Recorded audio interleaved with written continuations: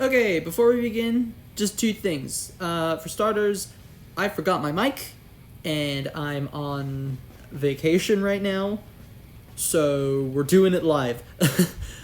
Second thing, there's something I promised to do for you, so without further ado, here it is.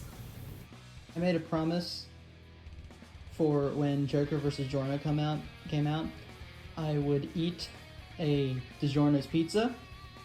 Here's the pizza. It is a DiGiorno's. Anyone who's had DiGiorno's will probably know that this is a DiGiorno's pizza.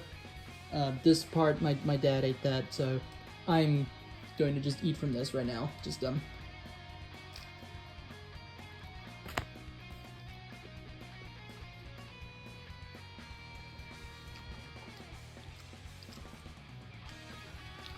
You know what? I was expecting to be totally disgusted. It's actually not that bad. There you go, internet. Yep, I ate a DiGiorno's pizza. Just for this episode. This is my life now. Anyway, Joker vs. Giorno. It just came out. Is it good? Probably, but you wouldn't know unless you watched the episode. Or this review. So, without further ado, let's do it. I don't know, let's just talk about the episode. Starting off with the analysis, and you know what? Joker's analysis is fairly good. Once again, the editing, just phenomenal. I wouldn't say it's as good as Omnidoc, but then again, that's like the highest of high bars, so... But as someone who's fairly inexperienced when it comes to Persona, I thought it was really good at explaining the world of Persona as well as covering Versus stuff, and the pacing didn't feel off.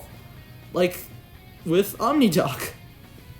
There are going to be a few comparisons to Omnidoc in this episode, or in this video. That's because, like, it's the only episode that's, or, like, the only indie episode that's out now, so. But this time it actually had a cutaway gag that I thought was pretty funny. I'm not sure how other people thought about it, but I thought it was funny. I will say they don't really cover his story or character at all, but then again, Joker is just someone who is kind of like that blank slate JRPG character who you're supposed to, like, insert yourself into, essentially. Again, not that into Persona, and all I've seen is the anime, which sucks. So, take my word with a grain of salt. But I do like the ending note. They work in, like, never see it coming very naturally. It's good. I love it. It's cool. Giorno's analysis... What the hell did I just say? Giorno's analysis is also pretty good. I'll admit, though, I'm not as big on it because I just don't like Giorno that much as a character. I find him to be a bit too Gary Stu-ish for my liking. It's a whole issue. It's a whole topic for another day. But it's not bad. The analysis is not bad. I really like the Jesus Joe joke. It's funny.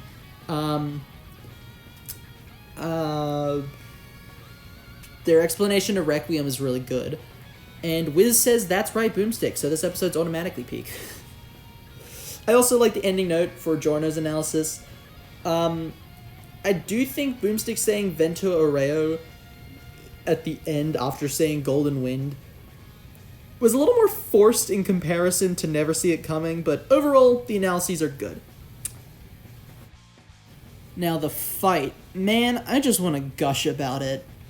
But I gotta be a big stickler and start off negatively. So, for starters, a few of the movements feel very stilted. Not full-on janky, but very stiff. Like, compare these two animations of Giorno running. This one is very well animated. He's moving his body side to side as he runs, and he looks great. But this one, where his torso is just completely stationary, looks so freaking goofy. Another example is Joker swinging here. Instead of him moving his lower half forward to gain momentum, he's just gliding on his hook. Another negative I have is Giorno's voice actor. Now, on his own, he sounds great. I have no problems with Kieran Regan's performance. It's when he does the super fast mudas, that's when I have a problem. He does this weird thing where he like his pitch goes higher every time he, like, the faster he goes, and it just sounds weird. It's very noticeable during the final stand rush, but outside of that, I have no problems with his performance. Okay, time to gush. Oh my god, this fight looks so good. I brought this up on Twitter multiple times, follow me by the way, but the sprites look so detailed. Just compare the sprites of the last JoJo episode, and you'll see they look much cleaner, they have a lot more detail, they just look much better. Not only that, the background, the effects, the hand-drawn stuff, they all look great as well. This fight is just so beautiful to look at. I could stare at it for hours. The action is great as well. Both characters get to use a good amount of a strategy in their combat, and their abilities are used really well, especially Giorno, since his abilities are far more limited, at least when compared to Joker at least. I honestly love how Giorno's life-giving ability was used. The crew went out of their way to show how smart he is when he comes to using it. Joker uses Alice's Die For Me ability, Giorno counters by creating massive trees. Joker gets to higher ground, Giorno turns his grappling hook into a snake. Joker's spamming his neutral bee, Giorno uses the bullets he turned into bees to have them return to Joker's gun so it could be destroyed. It's all good stuff. Joker also gets to use some level of strategy in the fight. Giorno tag teams him with golden experience. Joker uses Alice's Die For Me to overwhelm Giorno, which actually does work. Giorno creates a bunch of trees. Joker uses the GOAT, Jack Frost, to prevent Giorno from using his life-giving power, which is a really cool way to explain why he goes straight for Requiem in that moment.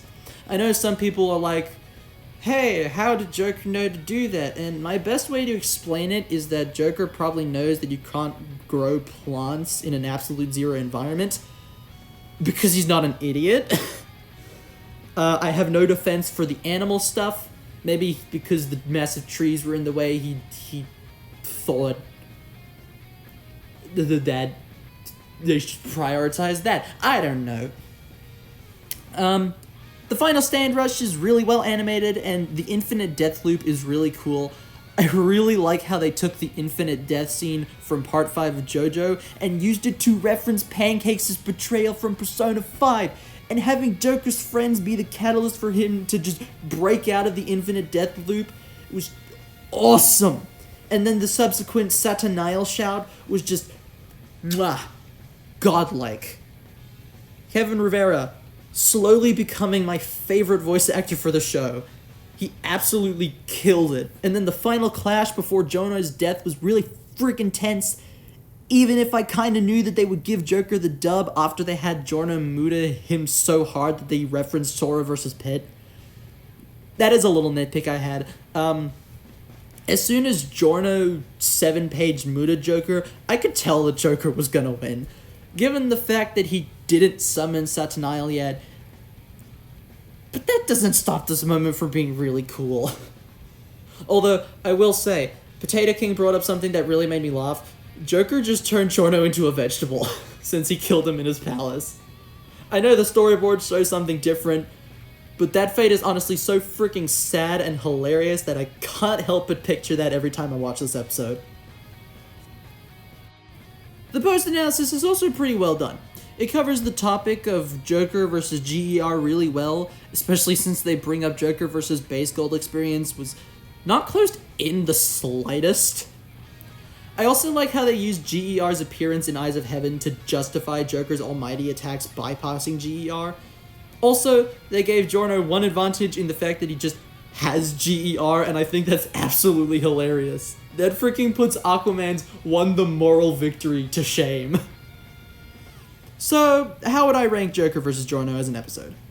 Well, editing is gonna get a 24 out of 25. I think the editing was really good, but there weren't many stand-out edits. Get it? Stand out. 'Cause stand. I'm very sorry. There weren't many standout edits in comparison to OmniDoc, which really hold it back from a perfect score, but overall it was still really well edited. Writing is going to get a 22 out of 25. I really like how Joker is written. Giorno could have been a little bit better, especially since they kind of had him as more of like a loner type character when he isn't that at all. He's very... He's like Joker. His friends do play a big role in his story. But outside of that, the analyses, they were pretty funny. They had a lot of funny jokes. The writing was great in them. I just wish we got more story stuff for Joker. But for real, we need to let Liam cook when it comes to JoJo episodes. Animation is going to get a 24 out of 25. Outside of the few examples of stiff animation, the animation was still really entertaining. Both characters got to use a substantial amount of their arsenals and abilities, especially Giorno. The track was really good. I didn't bring it up. Requiem for a Thief is super jazzy. It sounds like it came straight out of a Persona game. It's great, and the voice acting is great, except for the weird Muda screams. That's just me. And finally, analysis is going to get a 24 out of 25.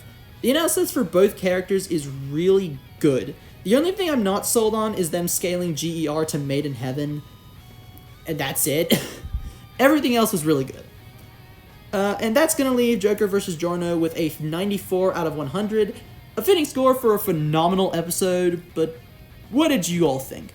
Do you agree? Do you disagree? Leave your thoughts in the comments below. And while you're at it, hit that like button as well as the subscribe button. And ring the bell if you want to see any more of my videos.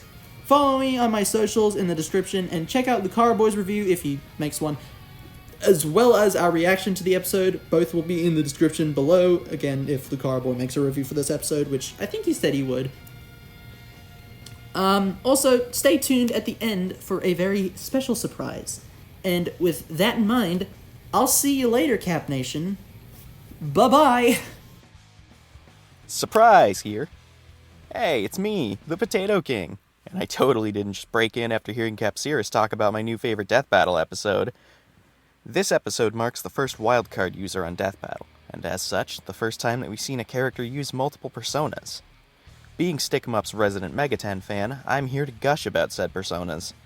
Starting off with the number and specific choice of personas used. I had predicted we'd see about 3 or 4 personas in the fight total, given the budget and limited runtime these episodes have. And I was right on the money, given Joker uses exactly 4 throughout the fight.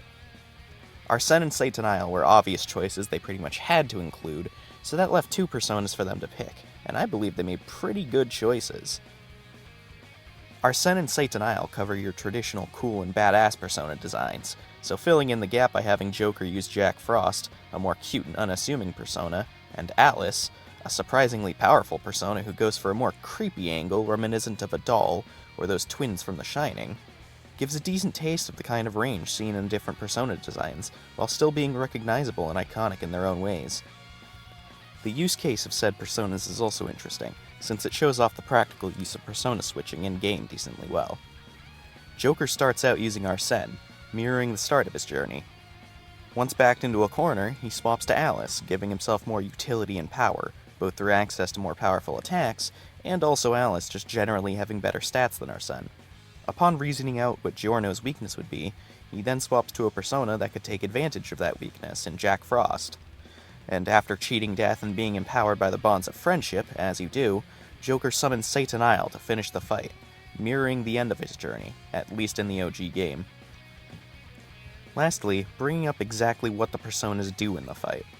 Ignoring the unlabeled attack Arsene first uses that I'm assuming was meant to be cleave, each persona gets off 1 attack, with a Persona 5 style caption naming off each. Arsene lands the AoE curse skill Maegon, which, true to its in-game nature, hits both Giorno and Gold Experience at the same time, likely doubling the damage it did overall. Alice uses her signature move, Die For Me. In Persona, Die For Me is a move that activates a chance to instantly kill all enemies if it hits, doing nothing if that chance fails.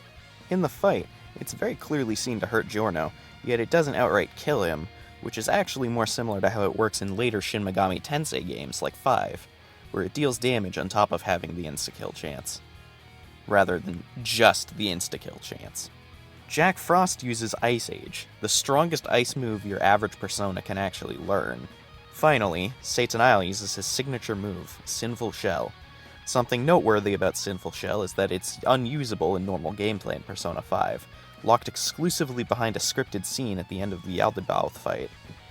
However, in Persona 3 Reload's DLC, you are able to use Sinful Shell, and it ends up being one of, if not the single most broken attack in the game. Overall, I am a huge fan of how Persona, and by extension, yet to a lesser extent, Mega 10 as a whole, were represented in this episode. Anyway, I've got more FNAF videos I need to work on, so I'll be on my way now. Thanks for letting me gush about one of my favorite series on your channel, Cap. And, for not calling the police after I broke in uninvited. See ya.